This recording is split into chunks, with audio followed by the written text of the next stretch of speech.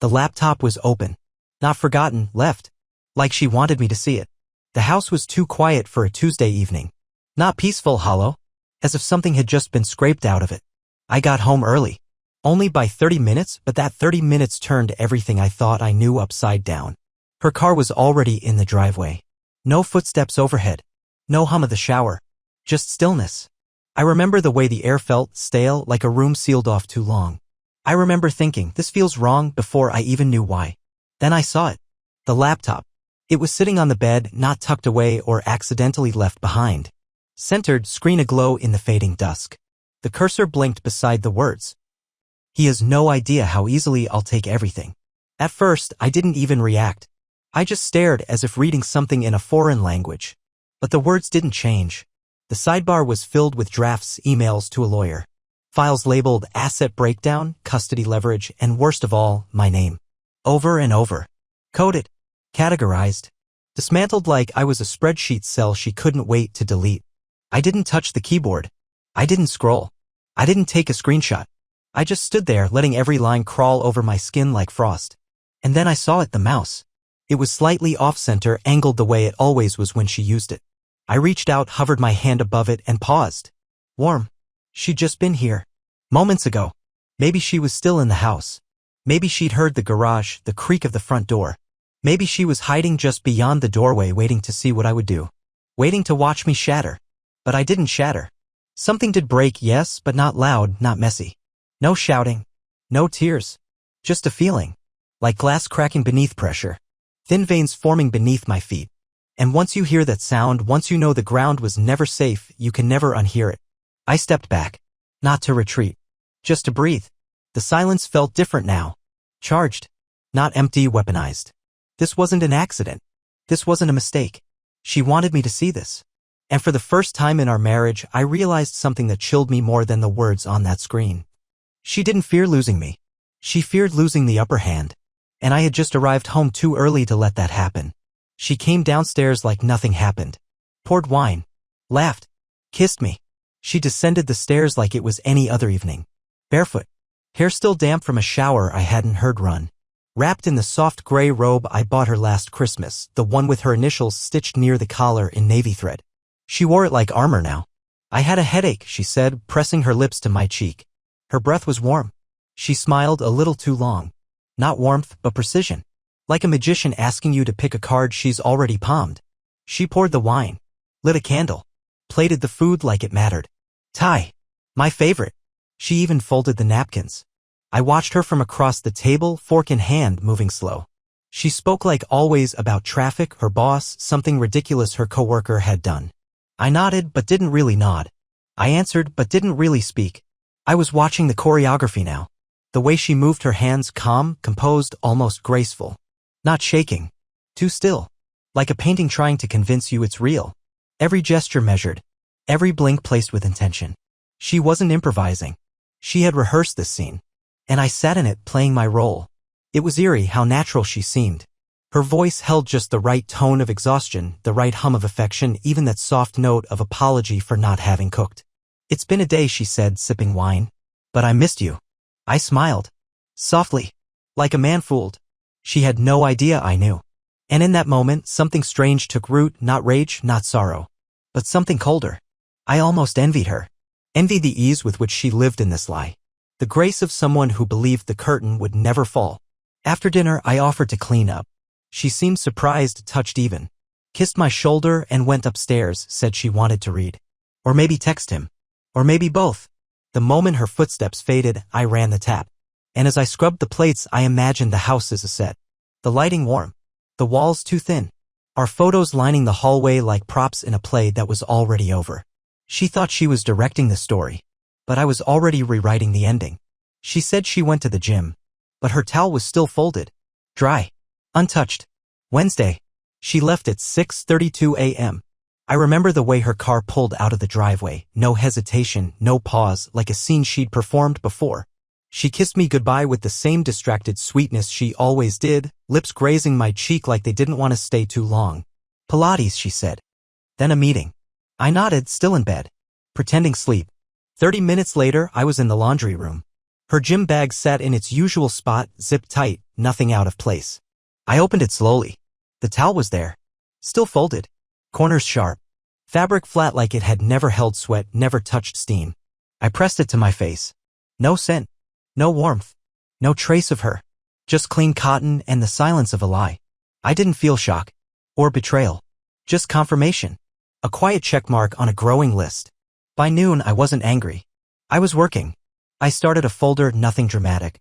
Just digital bones of a story she thought she'd hidden. Dates. Times. Patterns. I sifted through calendar invites and phone records she never thought I'd look at. I screenshotted text previews from mirrored notifications that popped up while she was in the shower. I cataloged. I saved. I printed. She texted me at 12:17. Want to do sushi tonight? My treat, smiling face with smiling eyes. I stared at the emoji. The way she still added them like punctuation to affection. A ghost of the woman I used to love smiling from behind the mask. I replied. Sounds good. 7? 7 would give me enough time. I forwarded the files to a secure drive, labeled them under an innocuous folder name she'd never open. Printed 3 key pages. Burned them to a USB. I moved like smoke, deliberate, silent, unseen.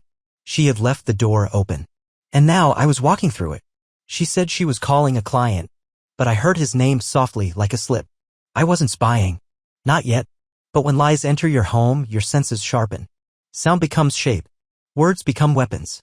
And your ears, they become knives. Friday morning. Light came in soft through the blinds, striping the walls like prison bars. She stood in the kitchen, barefoot, phone pressed to her cheek. Vendor call, she said. Voice light, casual. Like it mattered less than it did. I made coffee. Didn't speak. Kept my eyes on the kettle like I couldn't hear every syllable. She spoke too clearly. Too measured. The rhythm was wrong. Not the cadence of conversation, but of performance. And then, Cal said we shouldn't push that until Q2. It slid out. So casual it could have passed. So quiet it almost didn't land. But I heard it. Clear as a match striking in a silent room. She paused. Not long. Maybe half a second. Just enough. Then, a laugh. A pivot. A practiced recovery. Kyle, my friend, the one who stood beside me in my wedding photos, who drove across state lines when my dad went into the hospital, who once held my front door key like it meant something, the man who toasted our honeymoon flight with cheap champagne and called her a keeper. She finished the call quickly, smiled, kissed my cheek like routine, walked out the door. I didn't move. Not because of the name. Not really. It wasn't just what I heard, it was how she didn't flinch. She didn't panic. She didn't fumble. The lie wasn't an emergency. It was muscle memory. That's what broke something in me. I sat with my coffee growing colder by the second, the mug heavy in my hand. Earth-toned. Handmade. One chip on the rim. Tiny. Barely visible. But once it cuts you, you never use it the same way again. She still hadn't changed it. As if I didn't matter enough to protect it from me. I didn't plan to try it. Not that day. But something compelled me, a slow pull like fingers trailing over the edge of a bruise. I typed it, our anniversary reversed. It worked. No two-factor. No warning. No suspicion. Just a silent door swinging open on a life I was no longer part of. Her inbox was meticulous, color-coded folders, flag threads, attachments with time-stamped edits. A strategy, not a story. This wasn't a betrayal unfolding. It had already happened. And she was refining it. Emails with subject lines like asset outline and post-move considerations. Spreadsheets with tabs marked custody planning, equity exposure, and D-Day. She even outlined how to minimize my claim on her firm. In bullet points. It wasn't the content that hollowed me out. It was the ease. The precision. The fact that she had written it all while sleeping beside me. And what cut deepest, she had never changed the password. Not once. As if I didn't even factor into the equation anymore. As if I wouldn't care. Or worse, as if she knew I would and still didn't bother. That night, I lay next to her in bed. The same bed we bought when we moved into this house. The one she now planned to keep. I asked her if she was happy. She turned toward me, smiling soft, distant. Of course, she said. Why? I told her I was just thinking about our future. That was all. She touched my arm. Lightly. Like a leaf brushing glass. She didn't notice how I didn't touch her back. By the time I realized what I was doing, the folder had 72 files. Names. Dates. Lies. It started without intention. One file. Then another. A screenshot she would never miss. A voicemail she didn't know I could access. A receipt folded too neatly, left too carelessly. I didn't plan to become a collector of truths, but that's what I became. The folder grew like rot beneath the surface. Slow, silent, inevitable. A PDF labeled retainer agreement. A JPEG of her at a lunch she swore never happened. A calendar invite, time-stamped 3 weeks before the lie. A gas station charge 2 blocks from his apartment. 72 files by the time I noticed the weight of it. All encrypted, all hidden, buried inside a drive labeled Max Vet Records. Max died 5 years ago. She'd never open it. She never cried for him. And the worst part? I wasn't proud of what I had. I felt nothing. Not vengeance. Not justice. Just process. Grief had been replaced by protocol. Heartbreak filed under reference material.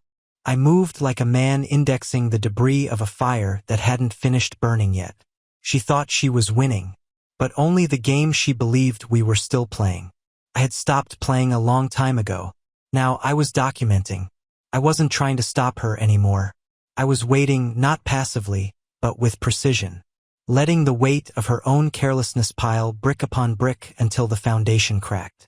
Quietly, legally, completely. Every time she laughed now, I heard the echo of attachments being saved. Every kiss she offered felt like a signature on a form I hadn't handed her yet. Every smile, a footnote in a file she never meant to write. She sat in the car with him, in front of the hotel, our hotel, late Saturday afternoon. The sky was the kind of dull gray that swallows light. Not stormy, just indifferent. I followed from a distance. 3 car lengths, maybe 4. Just enough to vanish into traffic. She didn't check her mirrors. She never did. They parked in front of the Rosemont, our hotel, the place where we celebrated our 3rd anniversary, where she cried over champagne and whispered that she'd never love anyone like this again, where we slept in too long and called it magic. Now it was just a building, and she was just a woman in a car. Not crying, not nervous, not even hiding. She laughed, tilted slightly toward Kyle. Her fingers rested on his wrist like they'd always belonged there. The kind of touch that didn't ask permission. Casual. Familiar. Muscle memory. I didn't take photos. There was no need. Some things are better burned into the mind, not stored in a folder.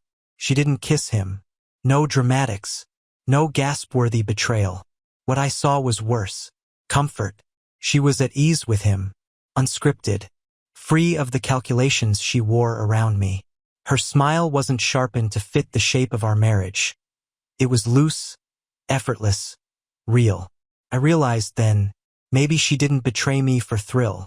Maybe she didn't hate me. Maybe this wasn't passion or vengeance or anything with teeth. Maybe it was just practical. Maybe she had simply moved on. And that undid me more than anything else. Because it meant I had been chasing a ghost of her. Trying to fix something that wasn't broken. Just discarded. She wasn't struggling. She wasn't conflicted. She was already gone. Long before the lawyers. Long before the towel stayed dry. I didn't look away. Not this time. I wanted to see her. Really see her with him. Not to punish myself. But to end it. Because only then did I know I was done. I left the drive in the drawer on purpose. I wanted her to know. Monday morning. Light filtered through the curtains in strips, the way it used to on slow weekends. The kind of morning that pretends it still belongs to love. She was in the bedroom, rifling through drawers. Looking for something. Maybe a receipt. Maybe control. Then she saw it. The silver flash drive, small, ordinary. Resting beside my old passport like an afterthought. Like it hadn't been waiting. Her fingers hesitated before touching it. She plugged it into her laptop. I didn't move, just watched from the hallway. Still, silent, like a man waiting for a verdict he already knew. Her breath caught. The screen changed. File names stared back at her like open wounds. Each one labeled, dated, deliberate. Emails, photos, notes. The spreadsheet titled Custody Leverage. She turned to me. Her face was pale. Lips slightly parted like she was about to say something that even she didn't believe. You went through my things? I held her gaze. Calm. Flat. No, I said. Just watched you go through mine. She stood. Slowly. Anger flashed, but brief, weak. A reflex, not a force. She was searching for the script, the performance, the weaponized sorrow. But I had cut the lines before she could deliver them. I thought we were better than this, she said, trying for wounded. We were, I replied. You just stopped pretending first. She didn't cry, didn't argue, just stared. And then, without a word, she left the room. No door slammed, no theatrics, just the sound of her retreat. Soft, unsteady, hollow. It wasn't a fight. It was a reckoning. And for the first time since this all began, I wasn't waiting for her to speak. I was already writing the ending. She came to the kitchen with threats. I handed her the settlement instead. She waited 3 days. Long enough to script something. Long enough to convince herself the power still lived in her voice. She walked into the kitchen mid-morning, bare feet on tile, coffee in hand like it was just another day. But her tone gave it away before her words did. We can work this out, she said lightly. Then, or we can make it ugly. There was the usual cocktail, charm stirred with warning.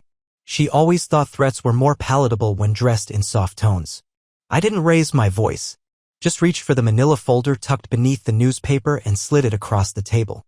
She stared, then opened it. Pages clicked as she flipped. Head tilting, eyes narrowing. The figures were clean. Fair. Generous even. But final. You already had this drafted? She asked, as if the idea of being outpaced had never occurred to her. I nodded once. I've had it for weeks. She blinked. You don't want to fight? No, I said. I want to walk. And that was the moment something cracked. Not in me. In her. Not guilt. Not love. But fear, quiet, cold, and unfamiliar. The kind that seeps in when the script changes and there are no lines left to read. The kind that comes when the puppet realizes the strings are slipping through empty hands. Her mouth opened, but no words followed. She looked at me like she was seeing a version of me she hadn't prepared for. Because I wasn't angry anymore. I wasn't desperate. I was done. And for the first time, she didn't know what to say. And for the first time, I didn't need her to. I left the keys on the counter. Not out of anger. Out of peace. The house echoed differently now. Not emptier, just honest. The sound of a place that had finally stopped pretending to be a home. I walked through each room once. No lingering. No sentimentality. Just a quiet confirmation this wasn't mine anymore. Not the walls. Not the light. Not the silence that used to feel like comfort but had long since turned to distance. The wedding photo was still on the mantel. The one where we were laughing, real, before everything softened into roles. I didn't take it. I didn't need to. Let her keep the illusion if she needed it. I wasn't carrying it anymore. I placed the keys on the kitchen counter. Not like a statement. Just like setting down something that was never mine to hold forever. No note. No farewell. No closing monologue. Because in the end it wasn't about revenge. Or justice. Or proving a point. It was about freedom. She played a game of control. Carefully. Strategically. She moved pieces, pulled strings. I just stepped off the board. That was the win. Not the evidence. Not the silence. Just the refusal to keep playing. Outside, the air was colder than I expected. But clean. Like a window just opened. I didn't feel victorious. I didn't feel shattered. I felt clear. And sometimes that's enough. Not to forget. Not to fix. But to begin.